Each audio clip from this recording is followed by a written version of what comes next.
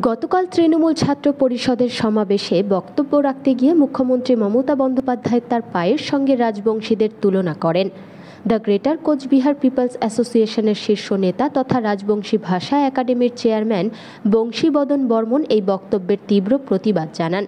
আজ কোচবিহার প্রেস ক্লাবে একটি সাংবাদিক সম্মেলন করে তিনি জানান, মমতা বন্দ্যোপাধ্যায় তার পায়ের সঙ্গে রাজবংশীদের তুলনা করে রাজবংশী সম্প্রদায়ের মানুষকে অপমান করেছে।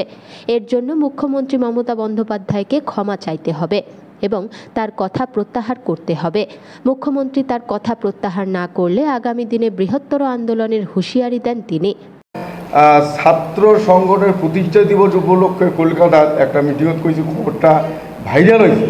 সেটি পরিষ্কার করে কইছে যে ইমরা সগাগে নিয়ে চলিবার চায়, ইমার হিন্দু যেমন একটা হাত, মুসলমান তেমন একটা হাত, একটা চোখ ইমার পাঞ্জাব, একটা চোখ ইমার খ্রিস্টান, আর একটা ঠ্যাং ইমার রাজবংশী।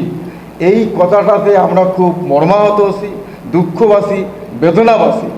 তার পরিপ্রেক্ষিতে প্রেস কনফারেন্স করিয়া আমরা কবার চাই মাননীয় মুখ্যমন্ত্রী এই বিভাস কথাটা উড্র করিয়ে নেও এবং আমরা মনে করি এই বৃহৎ রাজবংশী জনজাতি তার ঠ্যাঙের সাথে বা পাওয়ের সাথে তুলনা করা মানে এই জাতিটা চরমভাবে অপমানিত করা, যার জন্যে আমরা মনে করি এই রাজবংশী জনজাতিরটে ইমার ক্ষমা চাওয়া উচিত। যদি এই ক্ষমাটা ইমরা না চায় তাহলে আমরা এটা ভালোভাবে নিবেন নই। আমরা রাজবংশী মানসি যে রাজবংশী সম্প্রদায় আছি, এই কথাটা বা এই বার্তাটা দিবারে বাদে এই সাংবাদিক সম্মেলন আজকে করলাম। এটাই হচ্ছে আমার মূল আজকের উদ্দেশ্য।